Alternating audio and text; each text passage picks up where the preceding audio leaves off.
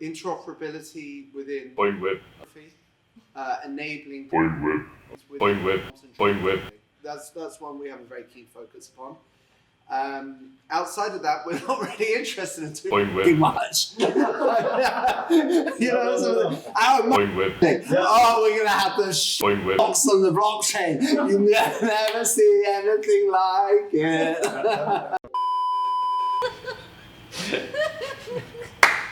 No! God, please, no!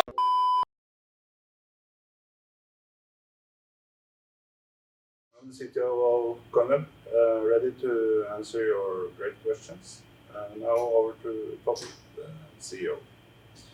Hi, I'm Toby Gilbert. I'm the CEO of Coinweb. I've led the project since the middle of 2018, but been involved since the end of 2017, thanks to Knut here. And as he said, we're ready to answer all of your questions you've asked today.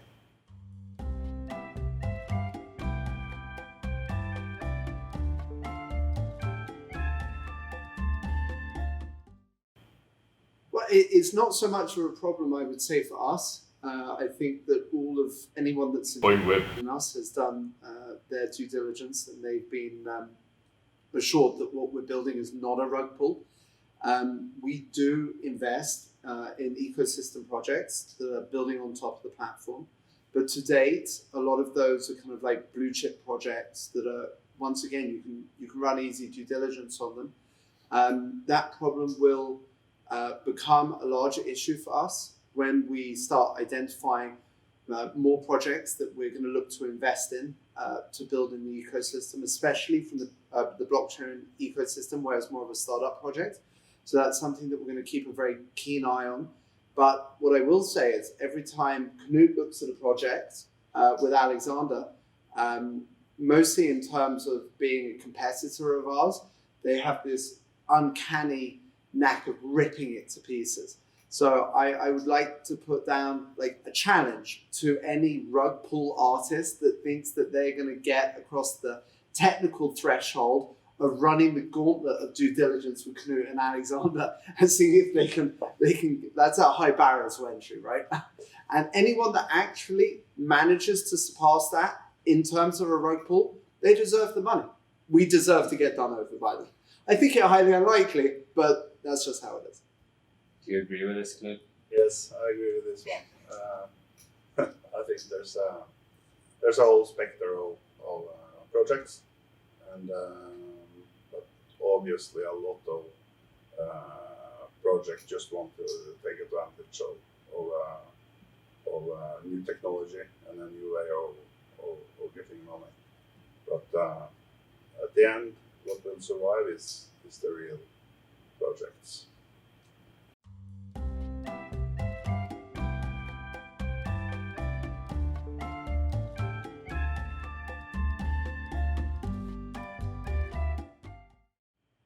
Yeah, sure. I mean, in the first instance, while Coinweb is in a permission state, we've already demonstrated that we're active within that same strategy. So we took two DeFi platforms that effectively are licensed payment entities. They built on top of our platform to take advantage of cross-chain tokenization, being able to write down transactions to multiple blockchains for audit purposes. So we've already kind of moved in that general direction. And what we haven't told the community or the wider world about is that we have signed up a number of real world projects, which once again is converting Web 2 users to Web 3.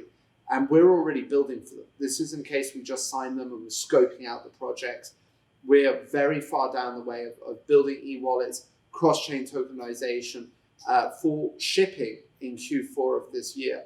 So whilst we're not the same size as crypto.com, we are definitely looking at that same strategy and executing that same strategy as them. Would you agree?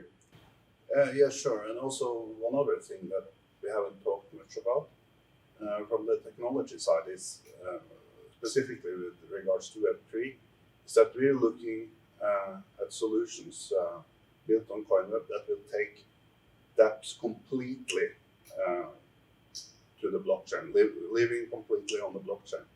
So you remove any Web 2 components, and this will be 100% decentralized applications. So that's quite exciting, and we'll come with some updates later on. Not sure exactly when.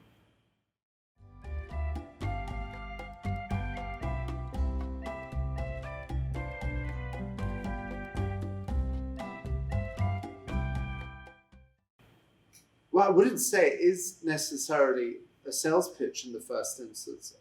We go into a lot of real world businesses in the first instance to educate them.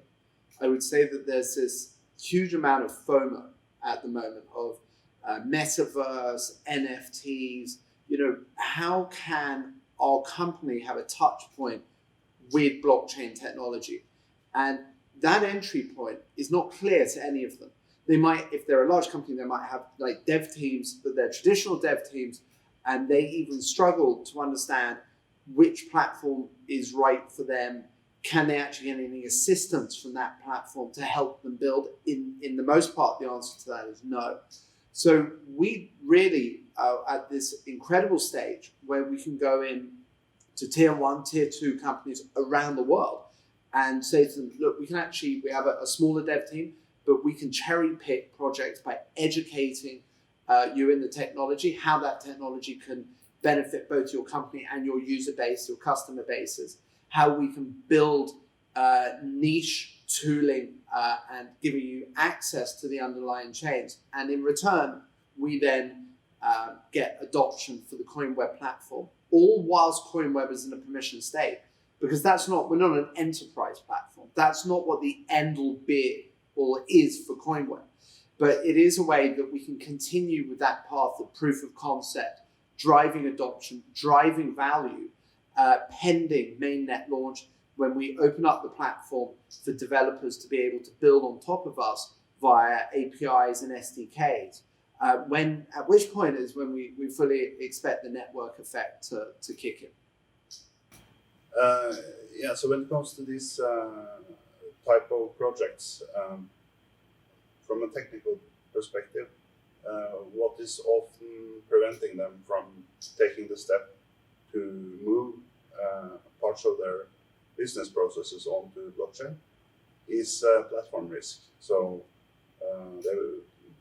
the way it is now, they would have to choose a specific platform and basically hard code functions into that specific platform. We see that is a big hurdle for large-scale transition of traditional centralized infrastructure.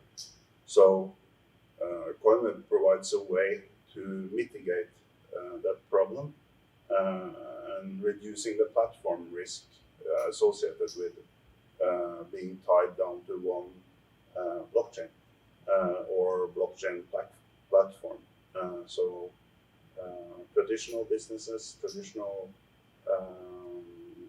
organizations, they're more risk averse than innovative apps and blockchain specific systems. So for them, being able to remove that big hurdle makes it easier for them to start using the technology.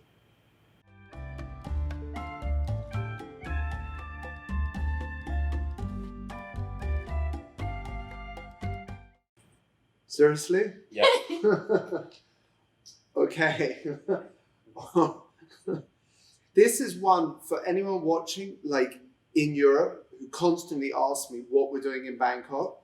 It's pad thai, okay? Just to make you all super happy about that answer. That's all I eat, pad thai. Pad thai with shrimp, pad thai with vegetables, and pad thai with chicken, which kind of goes hand in glove with ladyboys. Any other questions? What the Coinweb. guys? I mean, don't cut that either. I prefer spring rolls over. Why are spring rolls Asian? They're Asian. Asian spring rolls. Are they like specific spring rolls, like Vietnamese spring rolls, Thai spring rolls? I don't know. Cambodian spring rolls. Any Asian spring rolls. Oh. And sweet and sour chicken. I love that. That's definitely not Asian. That's a Europeanized version of Chinese food. Yes, probably. Third one. What can that be? Coinweb. I swear I couldn't help it. I mean, that's what you eat 3 times. Coinweb. Hey, it's a valid answer. Okay, maybe you need to cut that Yeah. one. The third one is coconut. Okay. Okay.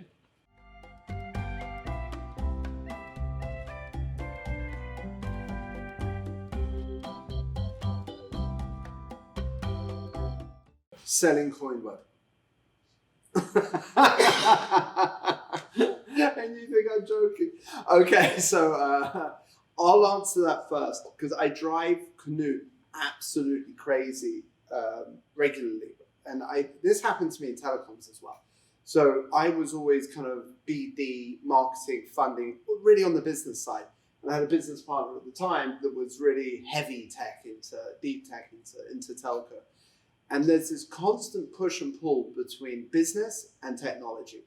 Whereas the technology guys really need to just be left alone and have a very narrow scope to get on with it and to build and ship. And the business guys always go, oh, I need a new feature. Oh, there's a new market. Oh, I want a new product. And there's this constant push and pull of trying to maintain a balance between the two. If you let developers get away with it, all they'll do is write long lines of beautiful code and really have zero focus on shipping. All the business guys want to do is have products in their hand, effective immediately, that has as many features and functionality as humanly possible so they can sell it. And then somewhere in between these two things is the right path, probably leaning towards the developers opposed to the business side. And I constantly run this gauntlet with Knut saying, oh, there's interoperability in the metaverse. We have an incredible opportunity. How can we not pivot, but how can we then build alongside what we're currently doing to take advantage of the opportunity? And he doesn't do it enough, and he's getting stronger and stronger to say to me, no, we're not doing that.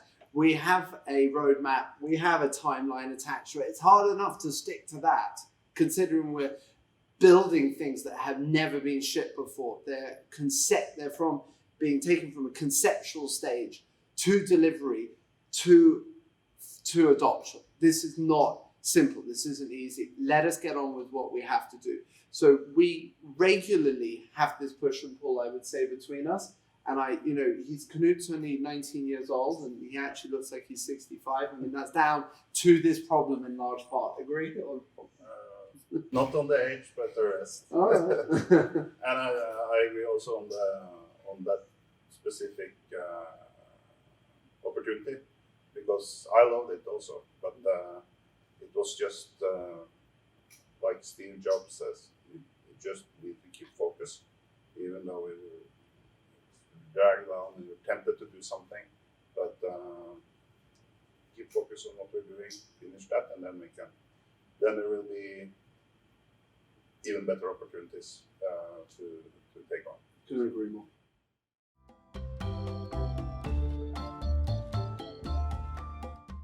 You want to take this one? Yeah, sure. I think there will be a lot of innovation in projects that require that have high computational requirements.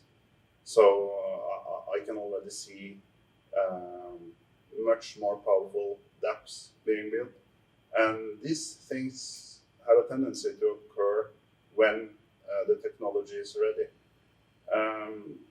Other things that actually some things that I've been planning myself, I'm not going to spill all the beans, but around logistics, I think there's some very, very interesting use cases.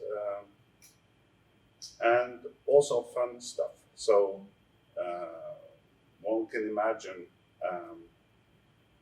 different kind of NFTs or similar concept, living and moving between different blockchains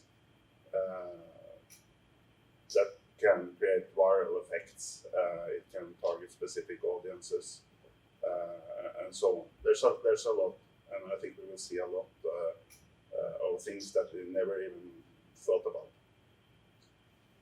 The idea of having a token that's tied into one chain and then having to move that token or wanting to move that token between chains, and then the steps that are involved in actually doing that and how difficult that is such a barrier to entry. And Coinweb does away with that at really the click of your fingers.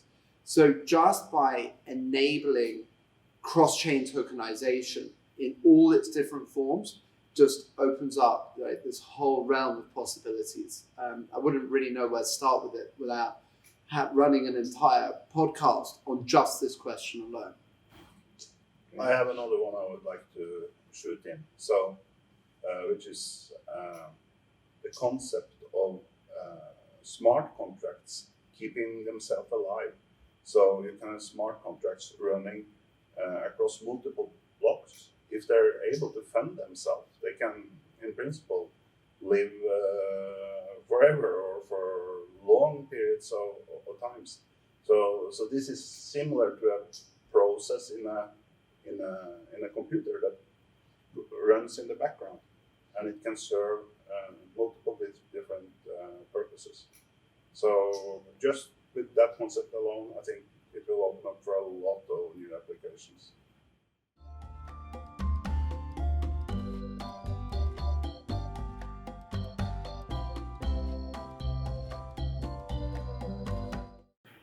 Before he jumps in, I think it's really important that there's a little bit of background to how the naming system for Coinweb, which is a bit of a legacy question, came about. Going back to 2017, 2018, when we were talking to investors and community and partners and so on and so forth, people found it very difficult to get their heads around the concept and the importance of interoperability. Ethereum hadn't quite crushed out yet due to CryptoKitties or anything like that. So trying to sell through problems that hadn't yet occurred was a difficult sell. So we foresaw, or to be more specific, Knut foresaw these problems that were coming, that he convinced me of. And we were building a solution to solve, as I said, these problems that had not yet occurred. But we still had to explain to people in palatable terms what the platform was capable of. And one of the things that the platform can enable is a cross-chain naming system. And at the time, we had Paul Moka-Petrus on board with us, who was one of the founders of the DNS for the internet. And he was looking very, very closely at a cross-chain naming system. But the concept of the cross-chain naming system, which we will deliver upon, was really one small product feature that our platform could enable, but we led with so that people could understand what we were trying to do, if that makes sense. And if you look through a lot of our old materials, which still stand, that's only a very small part of what we can enable today. But Knut can give you some more color around how that was actually being scoped out. Yes, so with this DNS, it's not a new problem that's been attempted to be solved in blockchains, and there's been different versions of this. Some have had specific blockchains specifically for providing such a naming system. What we realized is that on Coinweb, it would just be a DApp. And even not that difficult to implement. What could be a challenge in an older system is how do you run that across multiple blockchains, because you need to know the validity of each DNS entry. So you actually need a way to verify that that has been paid for and that payment was valid, and being able to prove that across unrelated blockchain is not an insignificant problem. But with our technology, that is part of the core of the technology. So it would not be a super difficult app to implement on Coinweb. And it's on our task list to do. So we'll also come with updates on that later.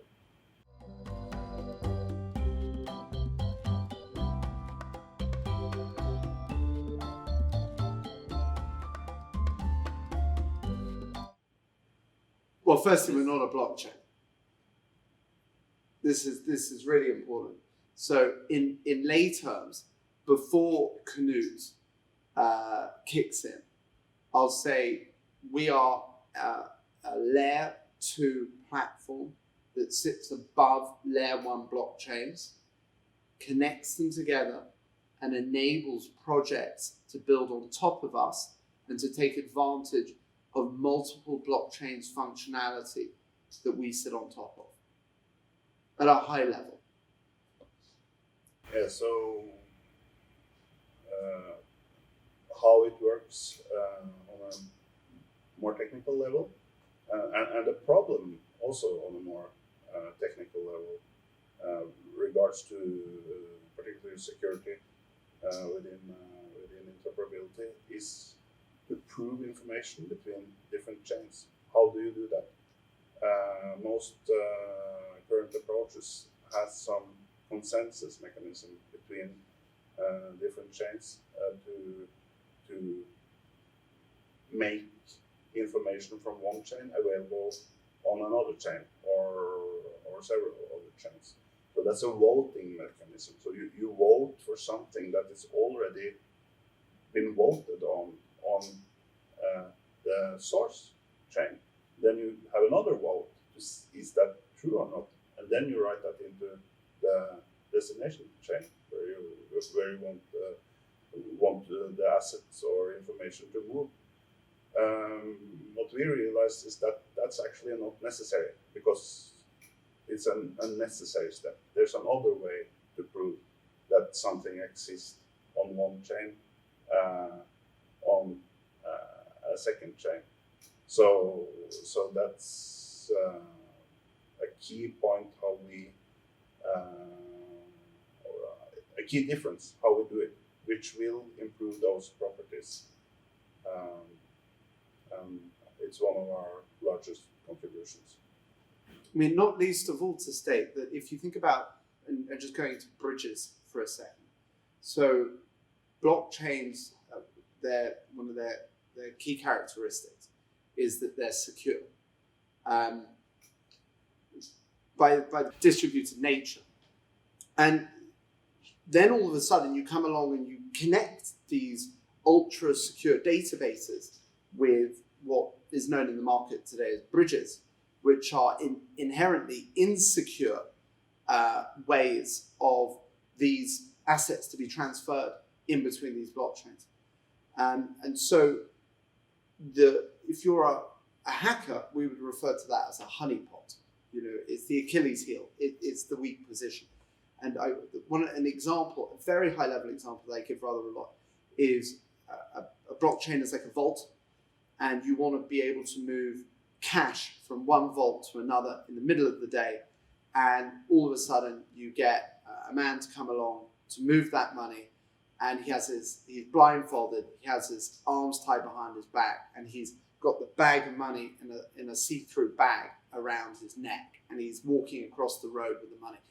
And this analogy, he's the bridge, and each of the vaults, Vault A and Vault B, a blockchain is blockchain A and blockchain B. So if you're going to be a robber, a hacker, you know exactly the point at which you're going to go in for the kill. We do, as a platform, we do away with all of that with the way in which we've architected the platform, and that's one of the key deliverables we have within the space to do with security specifically.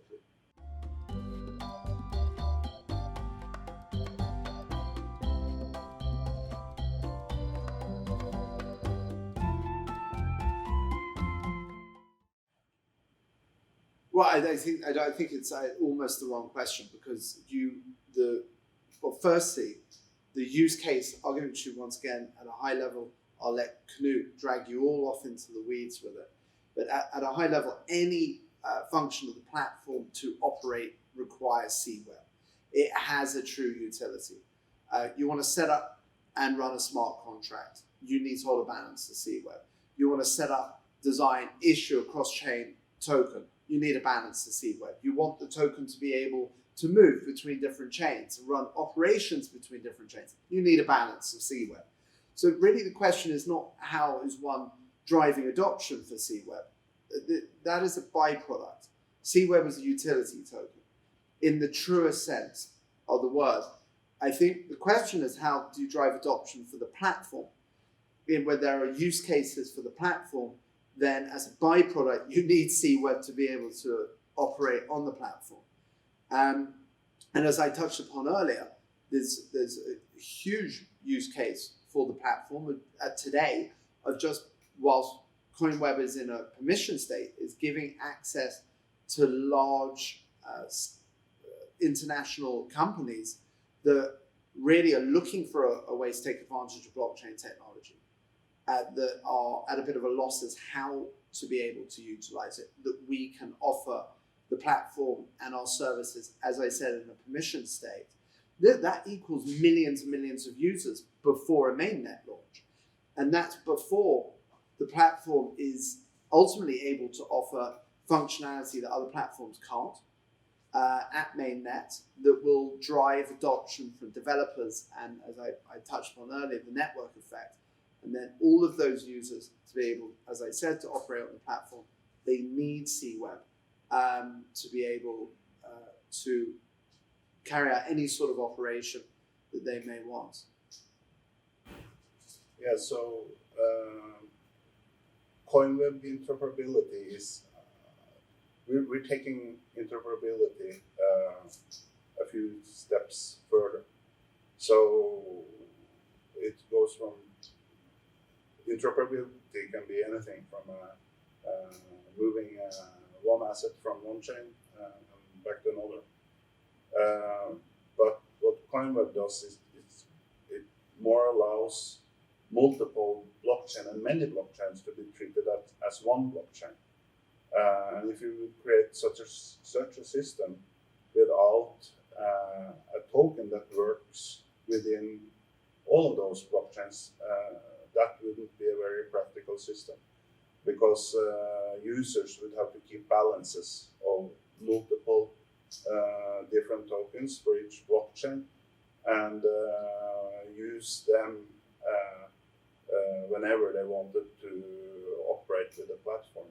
So like any Coinweb token, the CWeb token is a blockchain agnostic token.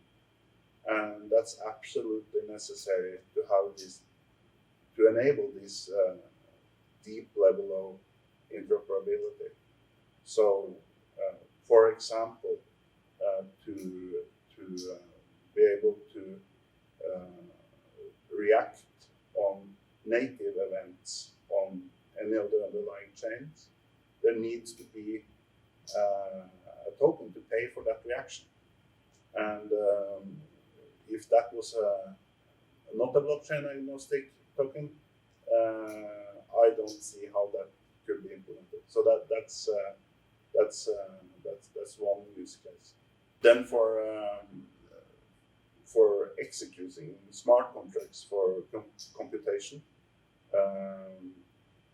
that should work the same across all of these blockchains and be paid with the same token. So if you're running a DApp that needs to interact with a DApp on another chain, without a blockchain agnostic utility token, that interaction would be much more complex. In fact, I don't think it would be practically usable.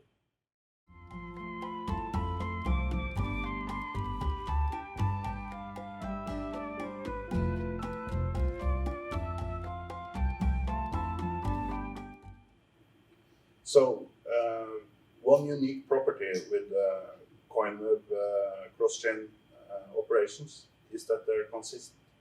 So they either happen or they don't happen. There's no way for a transaction to get stuck in the middle. So this means that a lot of the current security issues are mitigated because you're guaranteed settlement on those operations. So hacks will be much more difficult with this system. So you can make bridges that are much more secure, and you can also make cross-chain operation much cheaper because you remove a risk factor, and then you can have cheaper market mechanisms to expedite the movement of assets and information.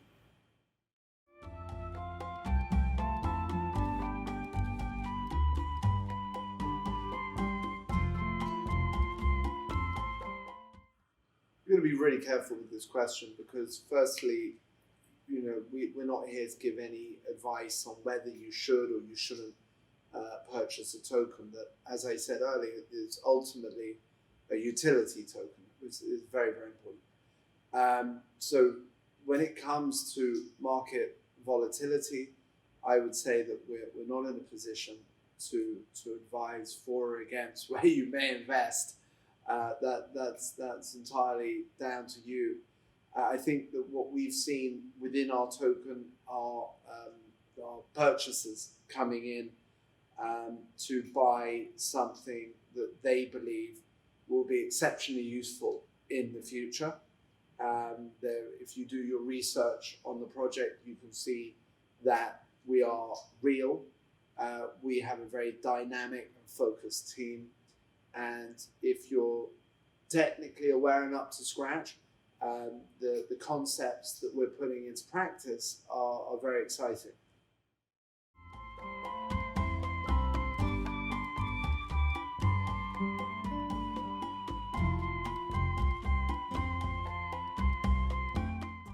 I would like to ask a question. Why the first part of the question, what's the most silly thing you've ever done in your life? And then why did you start Coinweb?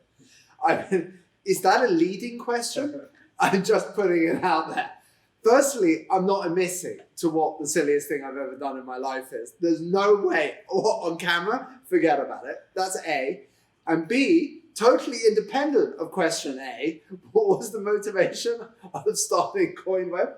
I was relatively successful while sitting on a beach in Goa in December of 2017 with the sea lapping up on my feet, 2 gin and tonics in, with this gentleman here explaining blockchain technology to me. But it was the end of him explaining it because he'd been explaining it for the previous week to me.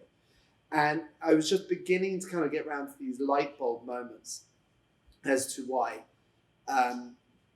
there were, or I was beginning to get convinced as to why the problems, as I touched upon earlier, that had not yet occurred, that may never occur, were going to occur, and why I should pour a considerable amount of funds, energy, and effort and convince my contact base as well as to why these problems that hadn't occurred were going to occur and why we should build a platform to solve those problems for the future. But it seemed like it all made sense. And there's an old saying about if it walks like a duck and it floats like a duck, then guess what? And I took that approach. It was a risk, but it was a measured risk that we believed that this was actually going to occur. And as it happened, that prognosis as such, it came true. And it came true not too long afterwards. It came true towards the end of 2018, beginning of 2019, with Ethereum fees and scaling issues and all of these things. But it came at the same time as a crypto winter happening too. So we actually we were vindicated in what we thought was going to happen, or what Knut thought that was going to happen and convinced me of, did happen. And then it happened at the time when it was absolutely impossible to raise any money. And if you had no traction, then you were potentially doomed. And a lot of projects, they ceased to exist. They fell by the roadside at that point in time because it was just too difficult to keep going. But we found a way to keep that going and end up where we are today. What was your motivation? My own motivation. You want to get laid, right? The most silly thing and the motivation here is sort of tied together a bit. So it's very easy question for me. The most silly thing. As I mentioned earlier, I was very early involved in digital currencies, and I found Bitcoin when it was only a few weeks old, and I found it interesting. I downloaded the software, and I was playing with it a bit, and I put it away. So without starting mining or doing anything more with it, I had limited time, but of course that was very silly. I had the feeling it would be something big, and still I didn't do anything about it. Then when Bitcoin reached $1, I thought, okay, I missed the boat. I missed the boat. So in contrast to Toby, I'm a horrible investor. I'm not good with money, and that was very silly. It was not the motivation to start with Coinweb, but it was related because I was still following the field. I found the technology more and more interesting, and as it evolved, I just saw that I saw the huge potential in it, and then there was no way back. And that's what I had to do, and that was not a mistake. I'm very happy I did that. So that was maybe the most silly and the best thing I've done into. Yeah, I'm still not admitting to the silliest thing I've done. No way.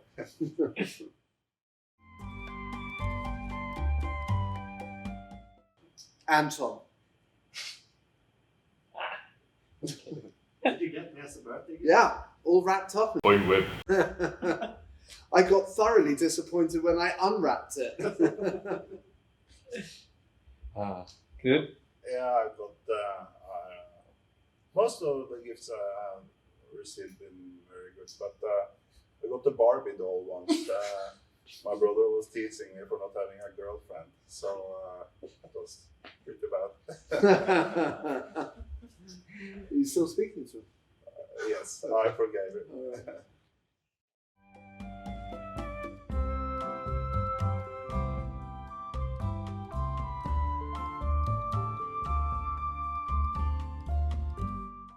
The first market for the payment platform that we built on top of Coinweb was Asia. And I would also say the adoption towards digital wallets and associated technologies is light years ahead of Europe. So it's a great place to be based to kind of pick up on that curve. But as we reach out to partners to build for large internationals in a permission state, Europe is very much on our roadmap. And in fact, our first product launches will be done in Europe in November. And we're already in negotiations with some household brands there. So it's where I was born, raised, brought up, where we have, and Knut obviously also, and where we have a considerable contact base between not only us, but the whole team. I would say over half of which is European. And so there will be a healthy balance and a focus between Europe and Asia. After that, we'll look at the States.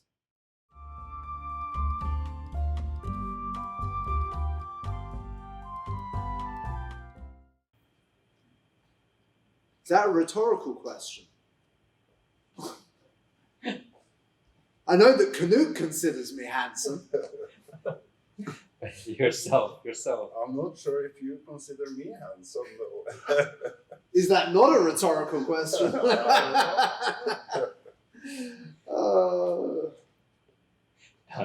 I mean, Coinweb. How did Toby celebrate his birthday? And is there going to be more celebrations? I don't know. Mm. Not sure. Not in the position to disclose anything, is it? We all signed NDAs. Oh gosh, okay. Let's see what can be revealed. Right. NDA for a birthday party. No, we had a glass of wine. What's next on the marketing calendar? I think we do have a few articles that we're publishing, as well as a few new videos. So we've been working pretty hard on basically setting up a 3D animation kind of library where we can easily produce videos. So I guess some people have seen it already, but yeah, definitely looking forward in spreading more videos in regards to Coinweb and actually just general blockchain things as well. Yeah, we also have some offline events coming up. So we've been doing 2 months in a row in Bangkok, Thailand. Definitely we'll be doing the 3rd one in Thailand as well, but putting Toby more on different kinds of like blockchain, crypto events, and so that you guys could have a look on his performance. Yeah, and Rafael can probably tell a lot about the Indonesian community and all the activities you guys are doing there. For sure. Our community is growing strong and we have fanatic fans. They put their own profile pictures with Coinweb backgrounds. They shield everywhere. That's a good one. Yeah, Yeah. they shield everywhere. They Yeah, actually so it's good, right? We should start doing some offline event in Indonesia as well, in conjunction with Coinweb. So community. Mm. Wait for our update. Yeah, wait for Auntie Ain to come to Indonesia. Okay, and how did you guys think the last event went? Ain, do you want to take the lead on this one? Since Can't you were remember kind of hosting much, it. right? Since I was Coinweb. face on the stage. I could say that, right? It's not a- Can we beat that out? This one. Coinweb. Oh, that's cool. Right, anytime it beeps. Make it deep here. Coinweb. Yeah, so I think it went well. We're definitely gaining tractions, and but I think there's still a long way to go for us to actually really create the awareness and making people understand what Coinweb is all about. Of course, there's a little bit of like communication barrier in terms of language barrier as well over here, but don't worry, we'll get there soon, and just stay tuned for the next one. Whoever that swings by Bangkok, make sure that you check our calendar first, and then you align your schedule so that you can attend our events as well. Normally it's from the middle of the month until like Yeah, mid-end of the month. yeah. And what Ain is forgetting to mention here is like the people that are attending events are really interesting people. I mean, last time we had Binance, we had Toby Crypto, we had Crypto.com, we had like it's serious people that actually show up at events. So yeah, if you're in Bangkok, make sure that you show your face at our events. And people from traditional finance too, right? Yeah, no, we have people from like real estate companies, from Engineering companies. tech companies, normally From tech insurance, from Yeah. law firms, Yeah. and many more. So many interesting guests.